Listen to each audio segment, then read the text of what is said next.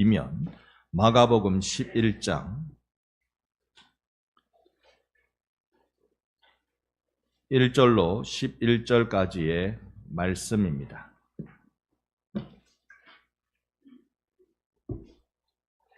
여러분 찾으신 줄 알고 한 절씩 나누어 읽도록 하겠습니다. 제가 먼저 1절 봅니다. 그들이 예루살렘에 가까이 와서 감람산 벳바게와 베다니에 이르렀을 때에 예수께서 제자 중 둘을 보내시며 이르시되 너희는 맞은편 마을로 가라. 그리로 들어가면 곧 아직 아무도 타보지 않은 나귀 새끼가 매어 있는 것을 보리니 풀어 끌고 오라. 만일 누가 너희에게 왜 이렇게 하느냐 묻거든 주가 쓰시겠다 하라. 그리하면 즉시 이리로 보내리라 하시니 제자들이 가서 본즉 나귀 새끼가 문 앞 거리에 매어 있는지라. 그것을 보니 거기 서 있는 사람 중 어떤 이들이 이르되 나귀 새끼를 풀어 무엇 하려느냐 하매 제자들이 예수께서 이르신 대로 말한대 이에 허락하는지라. 나귀 새끼를 예수께로 끌고 와서 자기들의 겉옷을 그 위에 얹어 놓음에 예수께서 타시니 많은 사람들은 자기들의 겉옷을 또 다른 이들은 들에서 벤 나뭇가지를 길에서 펴며 앞에서 가고 뒤에서 따르는 자들이 소리 지르되 호산나 찬송하리로다 주의 이름으로 오시는 이여 찬송하리로다 오는 우리 조상 다윗의 나라여 가장 높은 곳에서 호산나 하라. 함께 봅니다. 예수께서 예루살렘에 이르러 성전에 들어가사 모든 것을 둘러보시고 때가 이미 저물매 12 제자들을 데리고 주고 베다니로 나가시니라. 아멘. 할렐루야. 아멘. 우리 사우로 얼굴을 환하게 바라보며 인사합니다. 사랑합니다. 존경합니다. 사람이 살 때 기댈 언덕은 늘 필요합니다. 우리가 흔히 비빌 때가 있어야지 그런 말들을 합니다. 생각해보면 제 아버님은 고아와 다름없이 그렇게 자라셨습니다. 할아버지에 대한 기억이 전혀 없었어요. 아마 한 4살 정도 때 돌아가신 것 같고요. 그리고 할머니가 12살, 아버님이 12살 정도에 돌아가셨습니다. 그러니 사는 게 고아와 같은 삶이었을 것입니다. 가난한 그 시절 부모 없으면 천덕꾸러기였습니다. 그게 1950년 언저리였을 테니 말입니다. 누군가는 사람은 세상에 던져진 존재다. 그리 말했습니다. 또 누군가는 그 한가운데서 의지할 데가 없는 존재다라고 말했습니다.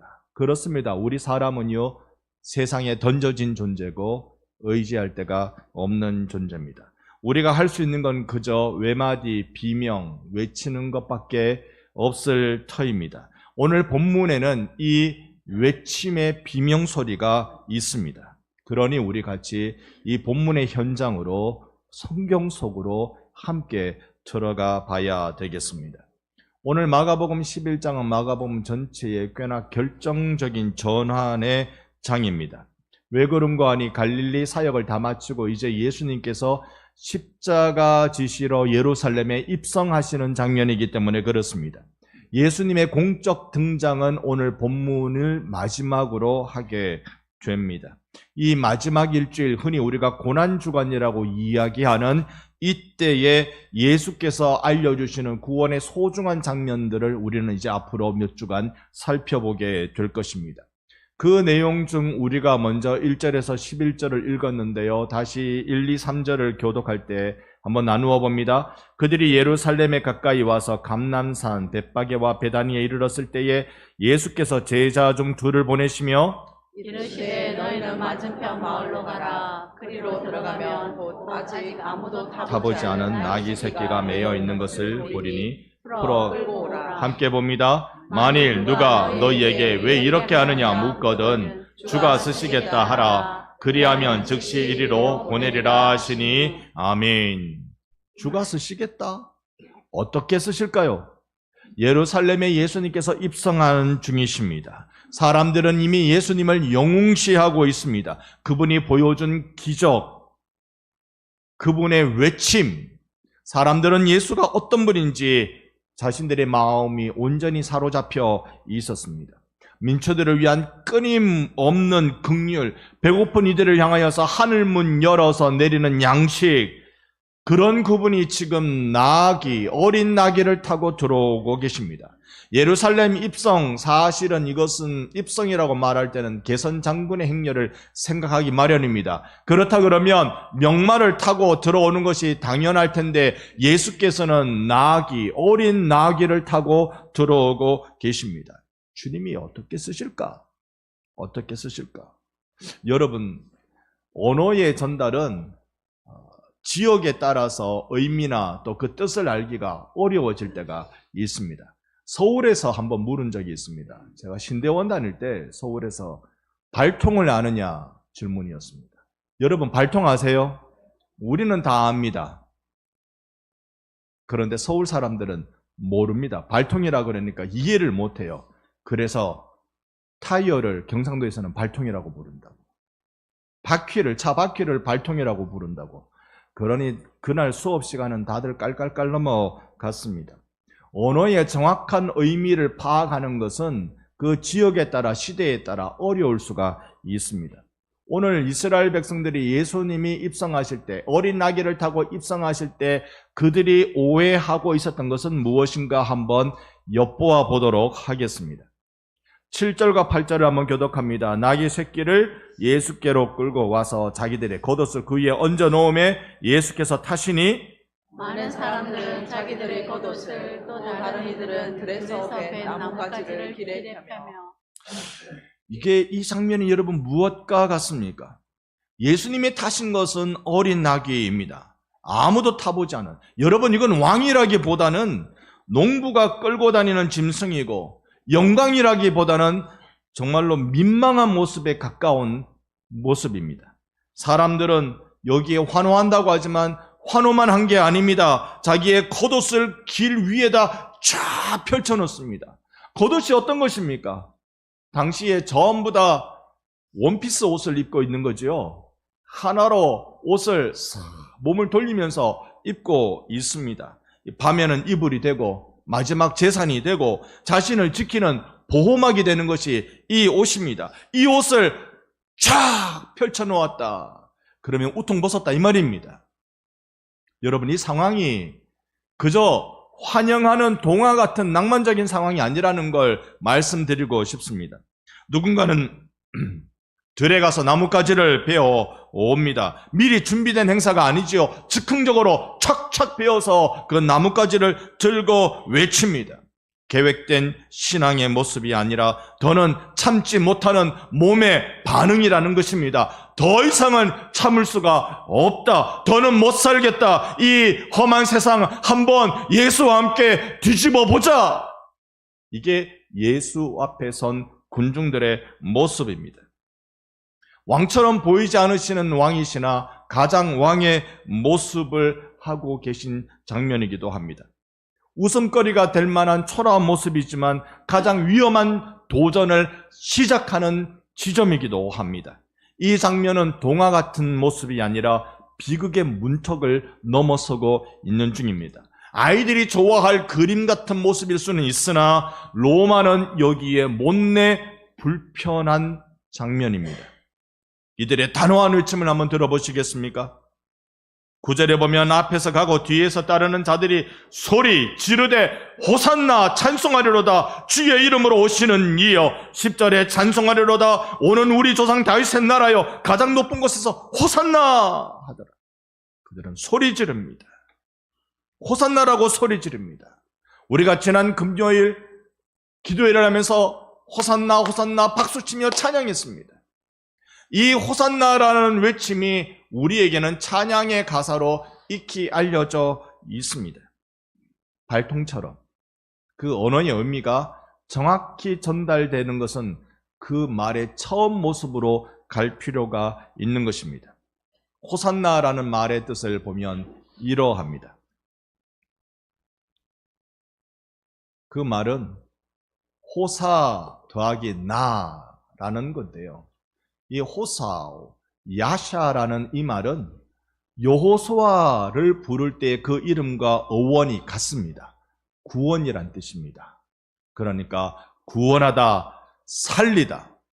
그런데 나라고 하면 이건 제발, 지금 이런 뜻입니다.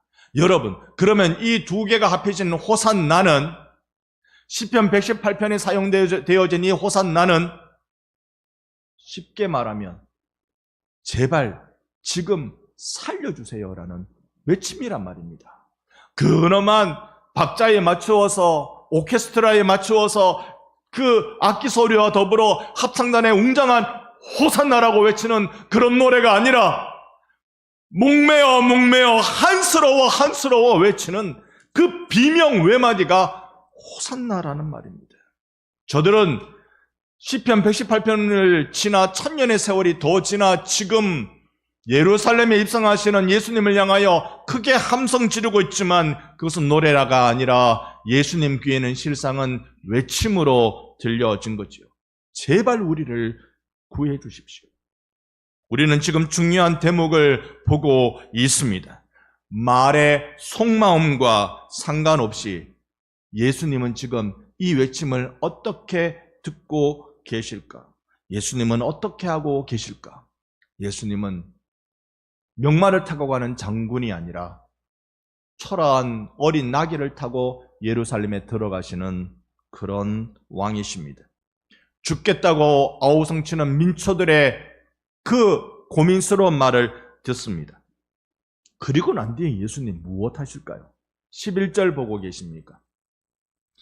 예수께서 예루살렘에 이르러 성전에 들어가사 모든 것을 둘러보시고 때가 이미 저물매 12 제자들을 데리고 베다니에 나가시니라. 이게 아닌데? 이러면 안 되는데? 예수님이 지금 예루살렘에 우리가 왕으로 대접하면서 모시고 있는데 예수님이 하신 것이라곤 둘러보시고 물러가신다. 여러분, 예루살렘의 가장 핵심은 성전이지요. 성전에 들어갈 때까지만 해도 그래, 이제 기회가 왔다. 이 세상 한번 뒤집을 때가 왔다. 군중들은 그런 심리를 가지는 것이 당연할 터인데 예수님은 쭉 한번 둘러보시고 성전이 어떤지 쭉 한번 둘러보시고 그리고는 뒤로 물러나십니다. 곧 침묵하신다는 말입니다. 1910년에 미국 아이다호에 대화재가 벌어집니다. 여기가 어떤 곳이냐면요, 철도가 놓여지는데, 소위 미국 대륙횡단 철도가 놓여지는데 이 일을 위해서 중국계, 아일랜드계, 유럽계 사람들이 수많이 이주해서 철도 노동자 일을 할 때였습니다. 그런데 거기에 1910년에 대화재가 발생합니다. 기록으로 수천 명이 사망하고 도시 전체가, 숲 전체가 증발하듯이 타버렸습니다. 철도의 꿈이라는 책이 뉴욕타임즈가 21세기에 뽑은 최고의 책이라고 선정한 바가 있습니다. 지난달에 사플렉스 개봉작입니다. 여기에 이 내용을 보면 한 노동자가 숲속 계곡 터 좋은 데에 자기 아내와 케이트라는 딸과 행복하게 살았습니다. 이 노동자는 이제 큰 공사를 앞두고 집을 떠나 철도 공사장에 노동을 하고 있는데, 일을 하고 있는데, 한참 이제 일을 끝내고 한동안 집에 못 들어갔는데 일을 끝내고 집으로 가려는데 그때 불이 난 겁니다. 어디에요? 철도 공사하는 현장이 아니라 자기의 가족이 살고 있는 이 계곡을 중심으로 한 숲 전체가 타버린 겁니다. 거기에 수많은 피난민들이 몰려 나왔는데 살펴봤지만 자기 가족은 없었고, 화재가 진압되고, 아니요, 진압이 아니라 다 타버리고 난 뒤에 자기 집에 가니까 모두 쟤만 남아있는 상황이었습니다. 그 집에 있지 못하여 나왔다가 1년 뒤에 다시 그곳으로 돌아가서, 여러분, 1년 뒤면 자연은 원래의 모습을 보여줍니다. 푸릇푸릇해집니다. 거기에 오두막을 짓고 도끼로 나무를 패고, 그러니 도끼 소리, 불타는 냄새, 강물 흐르는 소리, 수레바퀴 덜그럭거리는 소리, 멀리서 늑대 우는 소리 다 들리는 다시 목가적 그런 현장이 이루어졌습니다. 그런데 그 책에 가장 돋보이는 문장 하나가 있는데 그 문장에는 이렇게 설명합니다. 기차가 그 계곡을 지나가며 엄청난 소음을 만들어냈지만 죽어버린 이 세계를 깨울 수 없었다. 이 당시에 1910년대의 기차면 얼마나 요란했겠어요. 전부 다 증기기관차였을 텐데 뿌 소리뿐만 아니라 칙칙폭폭이라는 우리 기차의 전문 용어가 그대로 귀에 들려졌을 것입니다. 이런 말입니다. 아무리 큰 외침이라도, 아무리 요란한 쇠소리라도 죽어버린 세계를 깨울 수는 없다. 한 기독교 문학자 케이폰이라는 사람은 메시아는 이 세상을 기적으로 일회용 반창고로 상처를 덮으러 오신 것이 아니다라고 말했습니다. 즉 땜방하려고 오신 분이 아니란 말입니다. 아프다 하니까 아픈 거 고쳐주고, 힘들다 하니까 힘든 거 줄여주고, 빚을 졌다 하니까 빚진 거 갚아주고. 그렇게 하면 우리 인생이 바뀝니까? 그렇게 하면 우리는 행복해지고 변화가 되고 새로운 삶을 살 수 있습니까? 이에 대해서 칼빈은 이런 신학적 말을 해 줍니다. 우리의 소망이 아니라 우리의 질병을 보시는 분이시다. 여러분, 하나님은요, 예수님은요, 너의 소망이 뭐냐? 너의 기도 제목이 뭐냐? 너가 원하는 게 뭐냐? 이걸 위해 오신 것이 아니라 우리가 가지고 있는 질병, 본질의 문제를 해결해 주기 위해서 이 땅에 오셨다는 것입니다. 우리는 우리의 외침에 환경이 바뀌어지기를 원하지만 하나님은 우리의 본질, 그 질병이 고쳐지기를 원하시는 분이십니다. 이어 칼빈은 계속 말합니다. 인간은 자신의 병을 오진한다. 우리는 환경의 구원을 원하지만 하나님은 본질의 구원을 주시는 분이라는 거죠. 인간이 고통을 싫어하지만 하나님은 고통을 통해 생명을 다루는 분이심을 우리는 알고 있습니다. 예수의 통치, 그것은 어떤 것일까요?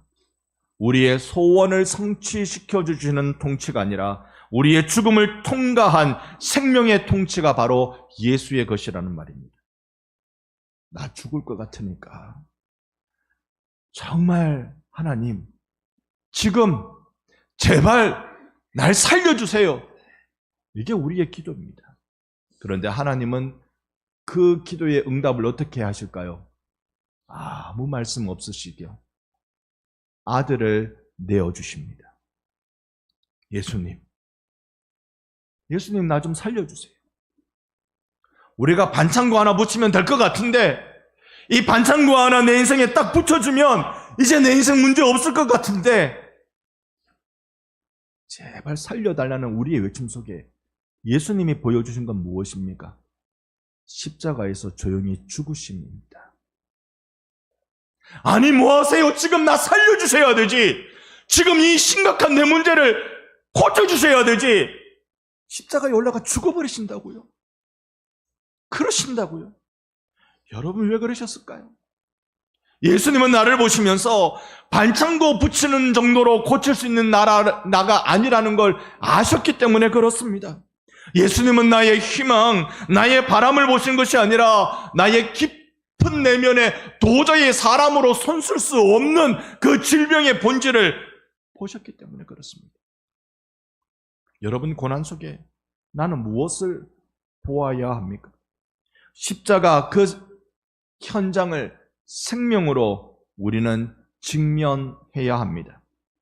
우리는 세상에 던져진 나입니다.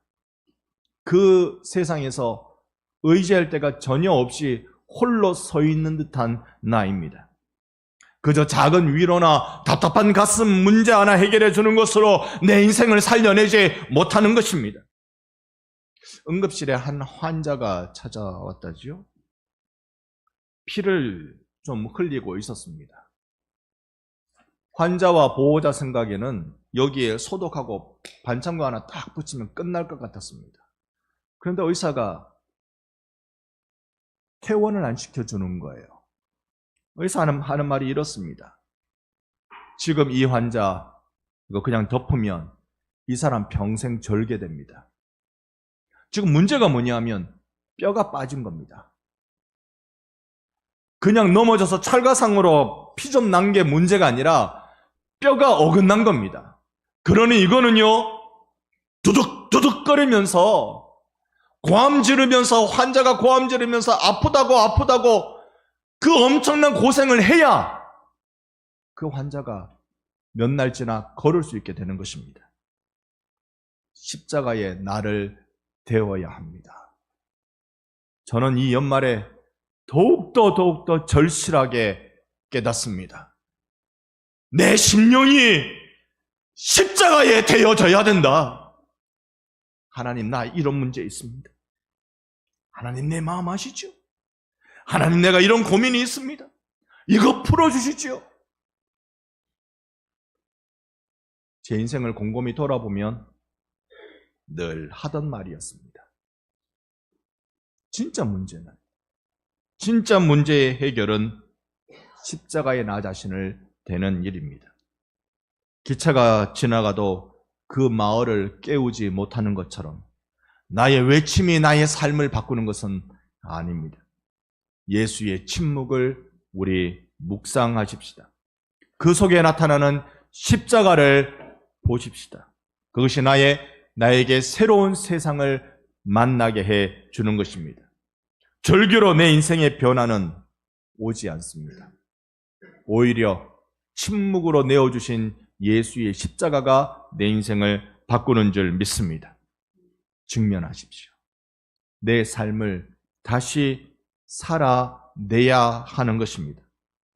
거칠게 외쳐야 하는 세상입니다. 그러나 예수는 침묵으로 직면하셨습니다. 삶의 짐은 언제나 우리를 무겁게 만듭니다. 의지할 데 없는 이로서 더욱더 그러할 것입니다. 9시에 유초등부 예배 우리 어린이들을 다 보잖아요. 9시 반에 중고등부 청년부 예배 우리의 청소년들과 청년들을 보잖아요. 자세히는 몰라도 대충 그들의 삶은 감을 잡을 수 있습니다. 다 삶의 환경이 다릅니다. 흔히 하는 말로 불공평합니다.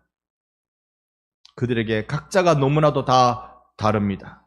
그래서 어떤 이는 그 거친 세상 속에 외마디 비명, 호산나, 제발 지금 구원하소서라고 외쳐야만 하는 이들이 있습니다. 그러나 이 목사가 줄 수 있는 것, 그 외침의 소리에 제가 응답해 줄 수 있는 건 아무것도 없습니다. 아무것도 없습니다. 삶의 짐이 무거울 것입니다. 딱 하나 목사가 할 수 있는 한마디는 예수를 만나야 된다. 예수를 만나야 된다. 내 인생을 책임지시는 예수를 만나야 된다. 여러분, 오늘 이 시간에 오신 여러분 예배 중에 예수 만나는 은혜를 경험하기를 축원합니다. 예수를 만나. 여러분도 오늘 얼굴을 이렇게 뵈니까요. 어지간한 문제는 다 안고 오셨는데요. 다 갖고 오셨는데. 속상한 것 다 갖고 오셨는데 제가 여러분의 마음을 한번 맞춰볼까요? 지난주에 갖고 온 그 마음 그대로 갖고 오셨죠? 똑같죠. 작년 이맘때 느꼈던 그 마음 그대로이지요. 우리는 그렇습니다. 오직 예수만이 내 인생을 책임져 줄 수 있는 분이십니다.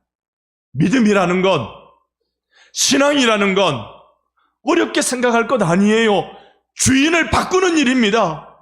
내 인생의 주인을 이전까지는 나였고 세상이었는데 이 주인을 내가 아니라 세상이 아니라 예수님으로 바꾸는 게 그게 믿음입니다. 십자가에서만 그 거룩한 교환이 일어나는 것입니다.